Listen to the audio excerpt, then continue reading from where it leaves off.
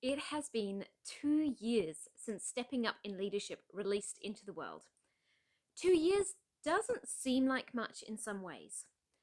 Then I stop and consider the change in my leadership role, leaving my employment for my own business, and a little thing like a global pandemic hitting.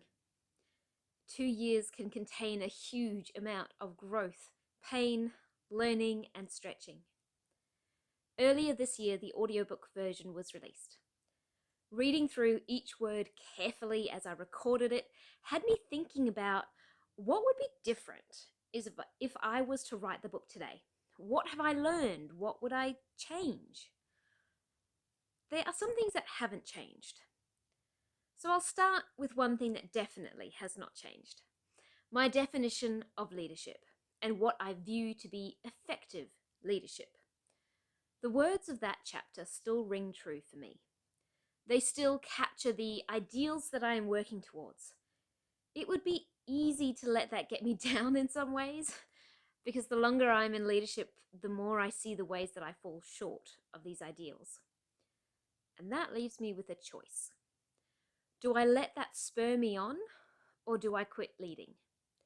While quitting does have its appeal in some hard moments, I know that it isn't about being perfect, but about making progress. This is where self-leadership comes in. I was really only starting my journey of understanding what self-leadership meant when I wrote the book, and now I run coaching programs on it. I have so many more tools at hand to keep growing. Tools like changing my perspective, understanding what is driving my behavior, and changing my language. And yet I still forget to use them on a frequent basis. Maintaining routines, habits, and leading myself well in different areas is so much more challenging than I wanted to think. But again, it isn't about perfection, but trying again and taking the next step forward. So, what have I learned about leadership? I understood and believed many leadership principles intellectually. Now I believe and understand them through experience, particularly through my mistakes. None of what I wrote was wrong per se. However, I can see the more shallow lived experience coming through. Now I have stories that go with those principles. Not necessarily stories I would share in public spaces, but ones that I can draw from and learn from and be reminded of. One of the biggest realizations has been around communication. I underestimated how much communication and relationship building would be involved in developing a team and sharing a common vision.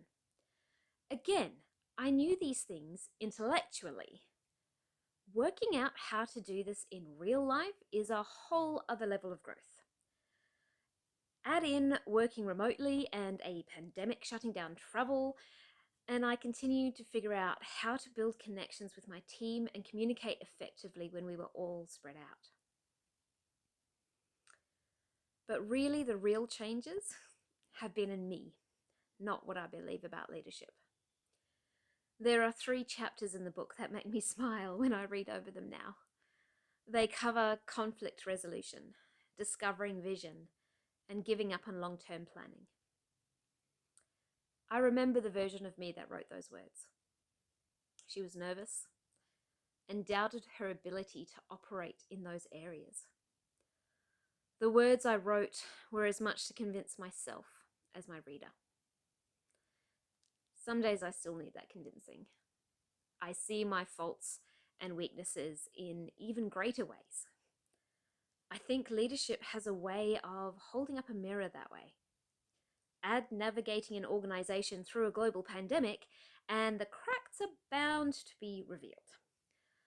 We must choose what to do about it. Some choose to deny and cover up. Some choose to give up and stay in a place of self-judgment.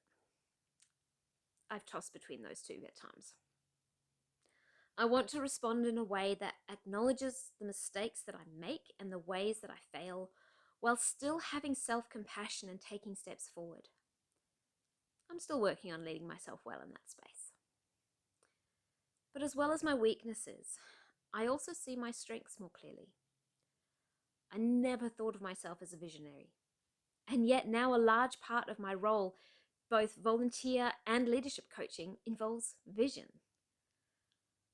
I've also improved my ability to have hard conversations and sit in the tension of conflict resolution. Opportunities reveal giftings. Then we get to develop them. I continue to grow as a person and as a leader. It is a privilege to walk alongside other women and young people seeking to do the same. I love sharing what I'm learning and hold out encouragement to whoever needs to hear it. So if you haven't read Stepping Up in Leadership yet, grab a copy. The paperback is available on my website or any online bookshop. The audiobook is exclusively available on my website, and the ebook is available on Kindle, iBooks, whatever other ebook stores you use. So grab a copy, read through, and I hope that it encourages you. Take care.